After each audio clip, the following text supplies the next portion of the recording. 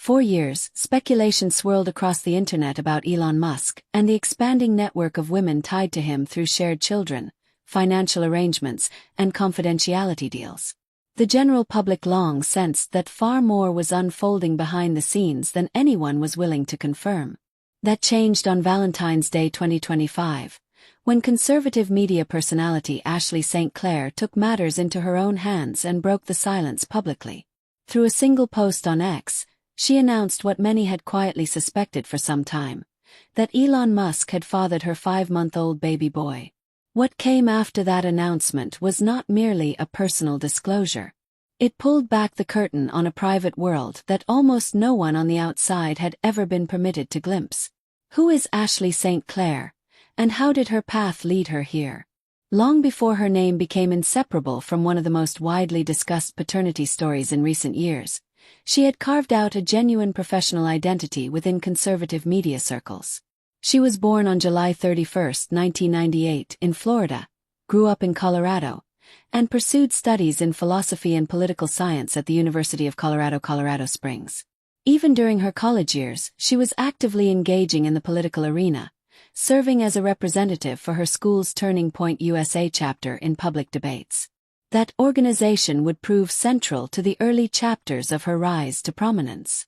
Turning Point USA, a conservative organization with a strong focus on youth outreach, welcomed her as a brand ambassador, opening doors to a national stage and a wide audience while she was still young. That phase of her career came to a close in 2019, when photographs emerged showing her standing alongside white nationalist figures Nicholas Fuentes and Tim Gionet. She resigned from the ambassador position and said publicly that she had been unaware of their ideological backgrounds at the time. The controversy attached itself to her reputation, but it did not derail her entirely.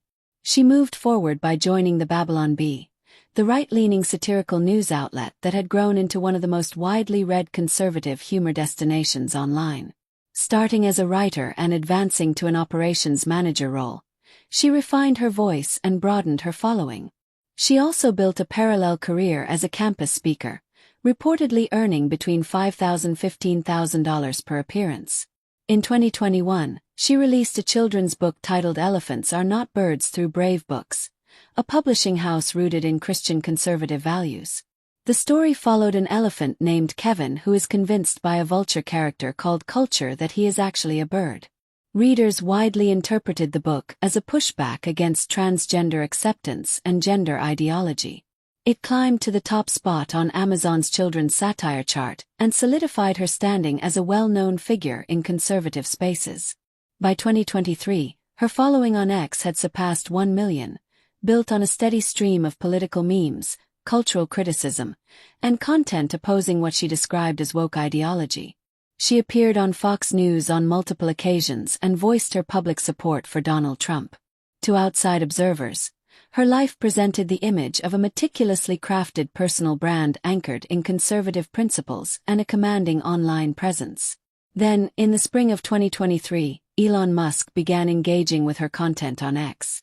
As St. Clair later recounted to the New York Post, Musk moved from publicly engaging with her posts to sending her direct messages.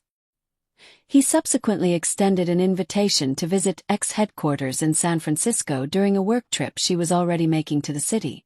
Their connection deepened rapidly from that point, and their time together included travel aboard his private jet. Court documents from the custody petition she eventually filed in New York indicate that the romantic dimension of their relationship took shape around May 2023, and that their son was conceived in January 2024. The full story of what unfolded in private, and what she was pressured to agree to in order to remain permanently silent, did not surface until she made the deliberate choice to speak. On February 14, 2025, Ashley St. Clair published a carefully composed statement on X that immediately captured the attention of a massive online audience. She confirmed that 5 months prior she had given birth to a baby boy, and that Elon Musk was his father. She explained that she had kept the news private up to that point out of a desire to shield her child from public exposure, but that tabloid outlets had signaled their intention to run the story regardless of her wishes. She called on the media to leave her son out of its coverage. The choice of Valentine's Day for the announcement was deliberate rather than symbolic.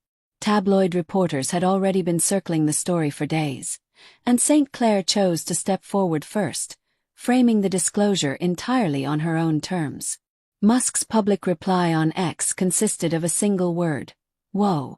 That reaction appeared alongside an account that had surfaced a screenshot of a 2020 X post in which St. Clair had humorously written about wanting Musk's attention for a marriage proposal.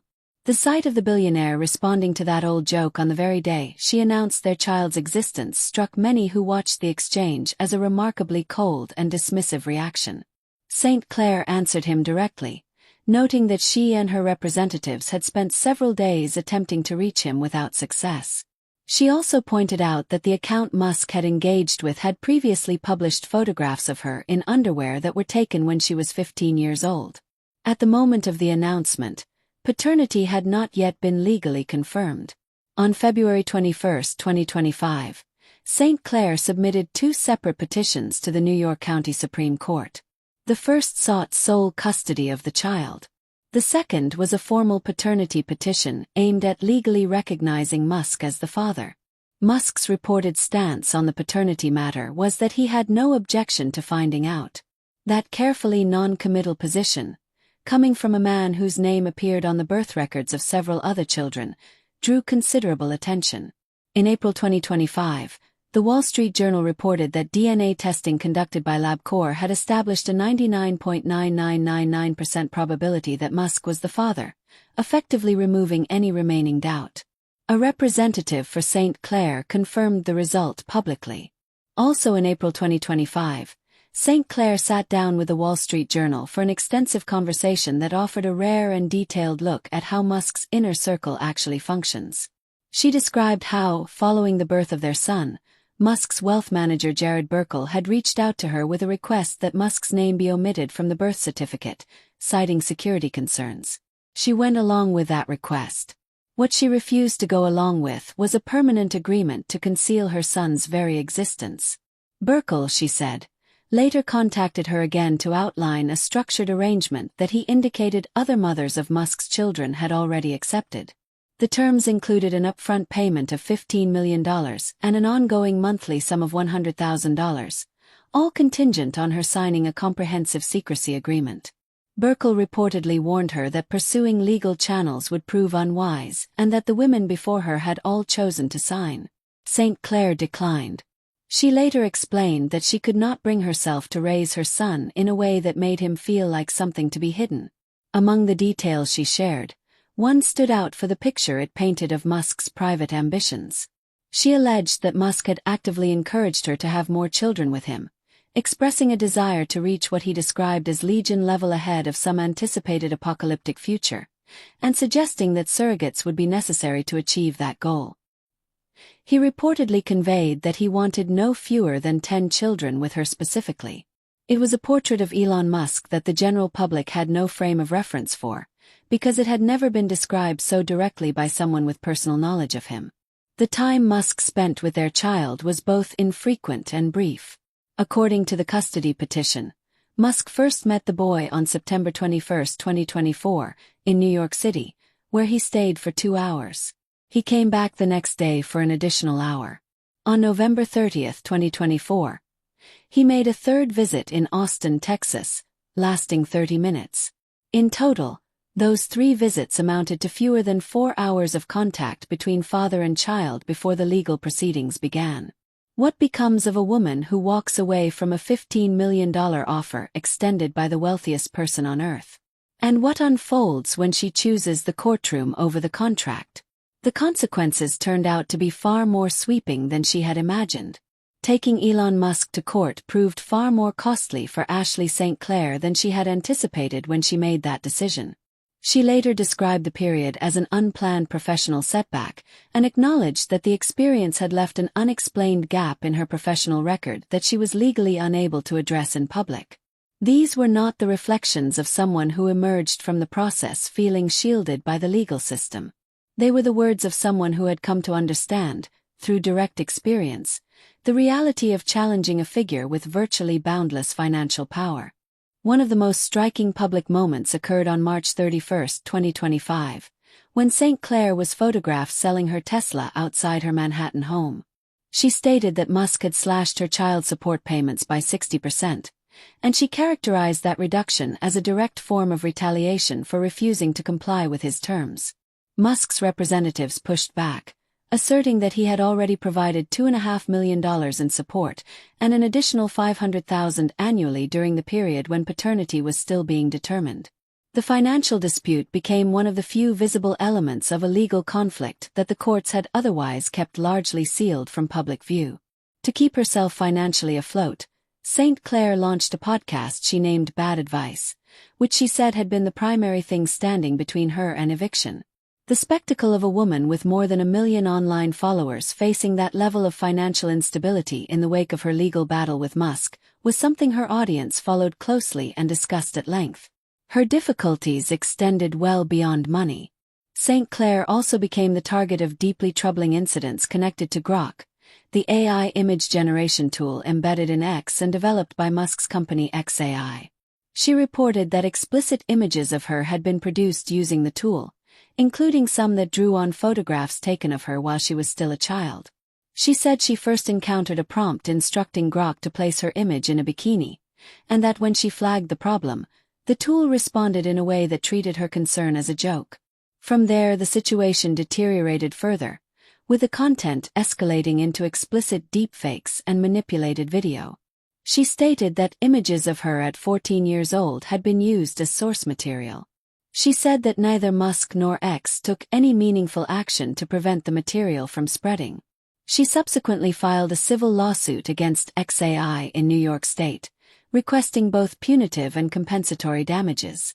Musk eventually posted a public warning that users generating illegal content through Grok would face repercussions, and X's safety team announced it would pull the relevant posts and suspend the responsible accounts. Neither xAI nor Musk issued any public statement specifically addressing St. Clair's allegations. The pivotal moment in the custody dispute arrived in January 2026. St. Clair responded on X to a user who had called out her history of anti-transgender commentary.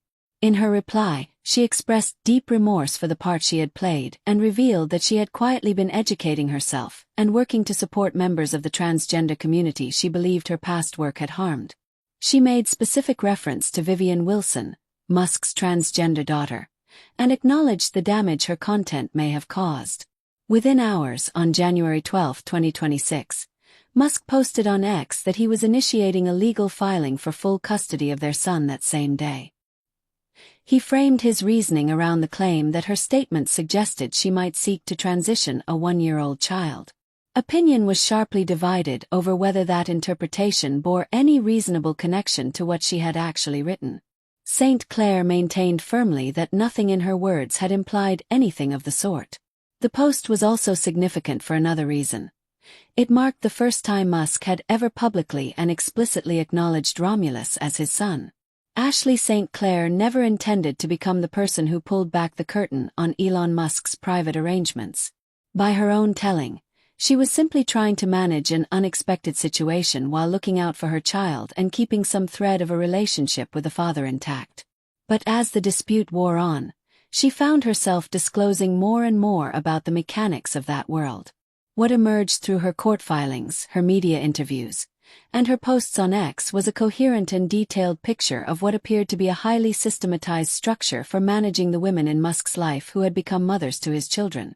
Jared Burkle functioned as the designated point of contact.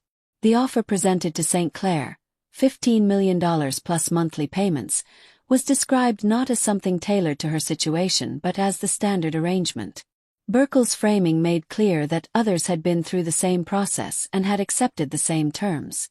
The implication was not of an improvised personal negotiation but of an established protocol. By the time Romulus arrived in September 2024, Musk had already fathered a substantial number of children with several different women. With his first wife Justine Wilson Musk, he had twins Griffin and Vivian, triplets Kai, Saxon and Damien, and a son named Nevada who died at 10 weeks old from sudden infant death syndrome in 2002. With the musician Grimes, he had 3 children, Exasha 12, Exa Dark Sidereal, and Techno Mechanicus. With Shervon Zeles, a senior figure at Neuralink, He had twins born in November 2021 and a third child born on February 28, 2024. Romulus was the newest name on that list. Grimes had already added her voice to this picture in late 2024, describing a year spent fighting a custody battle in a state she said offered almost no protections for mothers, where her social media activity and modeling career were presented as evidence against her fitness as a parent. She said she was separated from one of her children for 5 months, and that she had faced this fight with resources that were a fraction of what Musk commanded. The echoes of what St. Clair later described were impossible to ignore. In July 2024, Musk had spoken publicly about his transgender daughter Vivian, using her birth name and claiming that he had lost a son to what he called the woke mind virus. He alleged that he had been deceived into approving documents connected to her gender-affirming care. Vivian responded by telling NBC News that no deception had taken place. In a 2025 interview with Teen Vogue, Vivian said she had not been in contact with her father since 2020 and had since moved to Japan. When St. Clair posted her apology referencing Vivian Wilson, it landed directly in the center of that already charged history. Many observers viewed Musk's decision to file for full custody within hours of her post as a wildly disproportionate response. Others noted that the move also served as his first explicit public recognition of Romulus as his child, and that this acknowledgement came only after St. Clair had publicly departed from the ideological positions he had aligned himself with. On her podcast Bad Advice, St. Clair spoke about the relationship with Musk and described a recognizable turning point when things began to deteriorate. Taken together, the details she shared across interviews, court documents, and public posts drew a portrait of a connection rooted in shared ideology and proximity to an extraordinary level of power, but one that ultimately collided with the very specific expectations Musk held for the women in his orbit. The demand for silence, the structured financial offer, the use of a wealth manager as an intermediary, and the minimal time invested in the child all pointed to dynamics that appeared to extend well beyond her individual experience. What St. Clair eventually made public amounted to far more than an acknowledgement of a pregnancy. She disclosed that she had declined a financial offer that very few people in her circumstances would have had the resolve to turn down. She disclosed that the legal battle had extracted a professional and financial cost she had genuinely not seen coming. She disclosed that the public persona she had built, as the author of Elephants Are Not Birds, as a brand ambassador, as a conservative commentator with firm opinions on gender and identity, was a version of herself she no longer recognized or wished to be. And she shared all of this while the custody fight with the most powerful adversary she had ever faced was still ongoing. The fact that a woman whose public identity had been built significantly on opposition to transgender rights ultimately found herself in a conflict that compelled her to reconsider those very positions was an irony that no one watching closely could miss. Whether the change of heart was authentic or calculated remained a matter of debate among observers, but the change itself was undeniable and on the record. The story of Ashley St. Clair and Elon Musk grew into something that transcended both of them.